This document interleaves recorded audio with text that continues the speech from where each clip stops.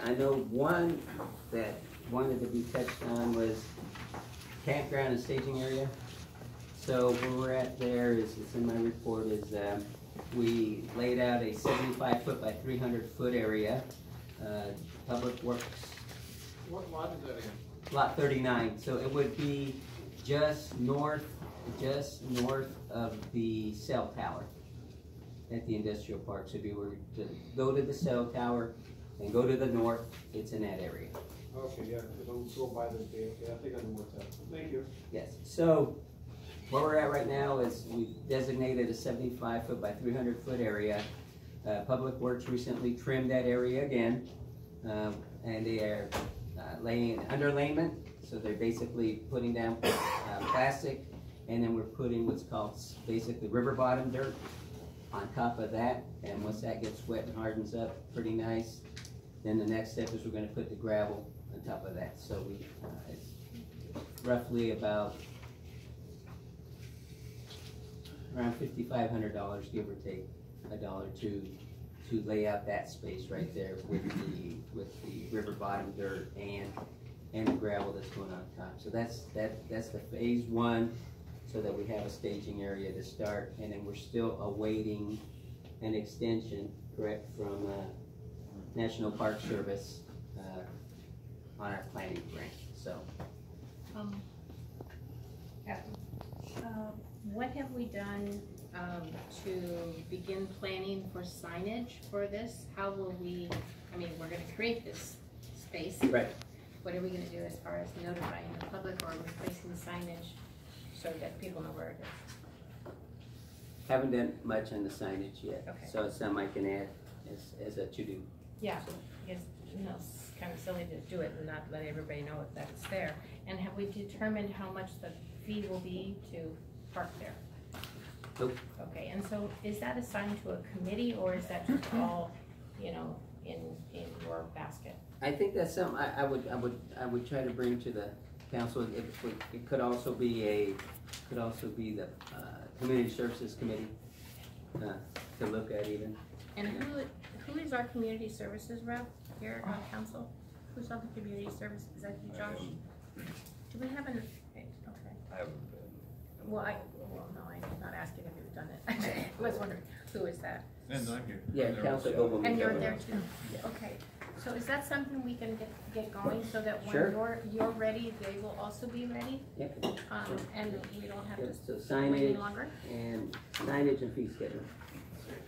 Thank you.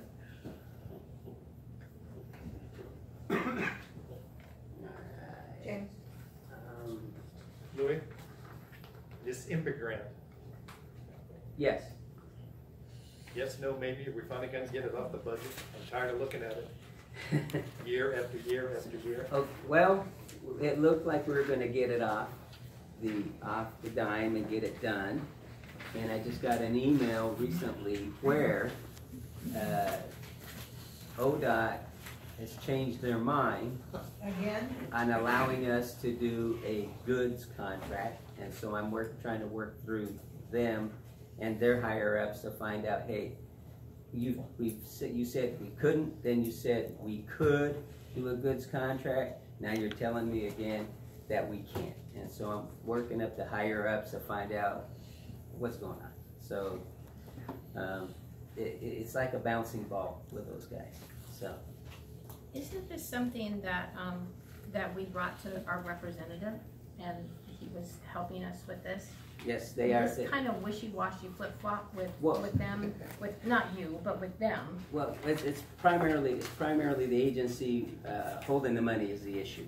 Okay, is ODOT and Federal Highways Administration is the issue. And yes, we have been getting assistance from our representative. So are we in communication with the aid so that they know that we're getting kind of the runaround with them? I haven't told them about this yet. Okay. No, I just Okay. recently got this. Okay. So, I would but I had encourage us to communicated do with that. them previously. Yes. Okay. But anyway, I'm working with the higher ups from ODOT right now, trying to figure out what's up. So. Now the other option we have, they did say, is we could we could go out for a bid for, let's say, just a couple of the items, you know, like two of the pavilions, and not the whole package, and bid a smaller project with the 160,000 that we have. So we have that option also. My concern is that we are marching to their tune when we already have someone who higher up who can put some pressure on them, and they've kind of jerked us around for an awful long time here. I would kick the ball higher up the court, kiddo, and see what we can do. So That's what I think. I'll get a hold of Dan. Yeah. later in the Yeah, morning. and say, this is what's happening, and this is not fair. I will get a hold of him in the morning. And I'm gonna throw another one in there your way. Uh-oh. So the CMAC dollars for the bus, we're ready to get going on that. It was ready to, and we'd already figured out where we're getting the match and everything. And under the, I want to read it correctly. Let's see here.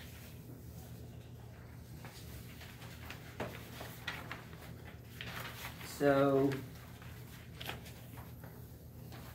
just recently, just got an email from ODOT again, and because it's recently been pushed and instituted is the Buy America clause for iron and steel. Okay? Okay. So, because of the Buy America clause for iron and steel, they have put a hold on all projects that have to do with the spending of federal dollars, and that's the CMAC dollars. And so they have frozen that project until FA, Federal Highways Administration, goes back and reviews all their policies to see how they're going to incorporate the Buy America clause for iron and steel before they allow any projects to move forward. So anyway, and I got that email on Tuesday, so I just got that one. So we're not batting very well. No, we're not. No, so, and again, it's with FHWA, Federal Highways Administration, and tied in with ODOT again. So getting a beating there.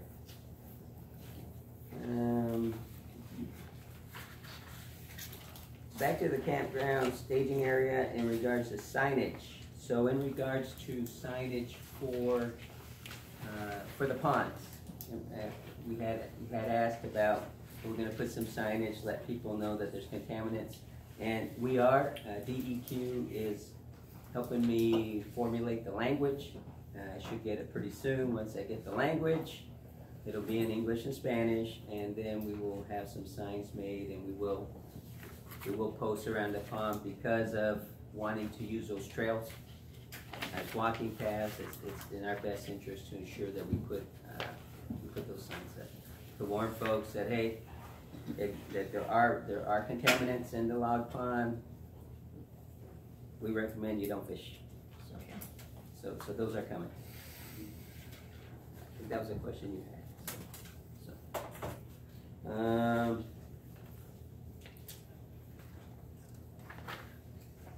number of economic development things going on right now.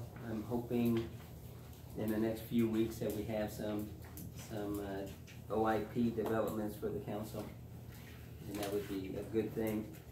One of the things that the strategic plan and the survey was jobs, and so we're working very hard. ODAC is working very hard also with me to make that happen. And as I said, I hope to have something to you all here very soon with a prospective buyer/employer. So,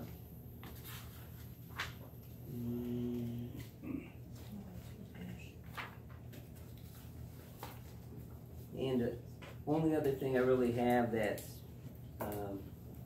pressing is we are going to be going into a mediation session with Lasky Clifton in regards to the driller that bored the board underneath Salmon Creek. They are saying that they weren't aware of conditions when they started drilling. So they're saying that the cost overruns that they had, basically they're saying they're our fault. Yes. Okay, yeah. So anyway, probably towards the end of the month, myself and Rick and the engineer and possibly our city attorney, only if they bring their attorney. If they don't bring their attorney, we're going to go in and just do the initial meeting on our own. But if they bring their attorney, then we would be ensuring that our attorney's up to snuff, briefed with a full summary of what's going on, and then he or she would be present with us. How much were the cost overruns? Pardon? I'm sorry? The alleged overruns, I don't have that number. You don't have any idea how much it was? I don't have that number with us, but it was, I'm thinking, and again, don't hold me to it, Okay, it's at least over 100,000, 100,000 plus. so over 100 Overrun? Yep. overrun, but not over 2, say, so 100 to 2, somewhere in there Yes, is. 100 to 2, choose a good top. Yes. So, yeah, that would be a good number, 100 to 200,000 is what they're alleging. So, they're alleging that they had those overruns because they weren't aware of conditions, and we beg to differ. Yes. Okay. James? Louis, how was it we came to pick this spot that we should have known all about, that they drilled on? We knew it was a good spot. It was the driller, did not, it appears that they did not do their due diligence. Okay. Before bidding that. Yeah, not us. So that's the issue. And our lead worker is not here, but I'm pretty confident that he even told these folks when he saw their equipment. And he said, looking at your equipment, you need bigger equipment. I actually think he mentioned that in council one time, not you, but the guy. Right, Robert. Council, we believe we're in a pretty good position. We gave all that information to them. They should have been aware of the conditions under Salmon Creek, and we will deal with it. But no, we did our part. We did our due diligence on this project. So. Yeah, thank you. I got a question. So while we're talking about the million-gallon reservoir, would you reiterate, just for the record, why we need the million-gallon reservoir? And I ask this because the whole quarry thing is coming back up again, and there is always those questions that surround. It's like, well, I don't know why we need it. I guess we must have just decided to do it so that the quarry will have water. No. Yeah. So I know. So can we reiterate why we need the million-gallon tank, and whether or not we have been approached or not approached by the quarry to purchase water? So the reason we need it is, so a study was done a number of years ago, and it was a population study and how much water would be needed for fire suppression and for drinking water. And with 3 million gallons of water, the studies stated that would be sufficient to sustain a population of approximately 5,500 to 7,500, pretty big swath. So if the city was to grow larger than it is now, then that would be sufficient amount of water to sustain the city. Have we ever been approached by the quarry for them to purchase water? Yes, when they first started down the road, but that was not the specific purpose of the tank, but yes, they did approach us. Thank you.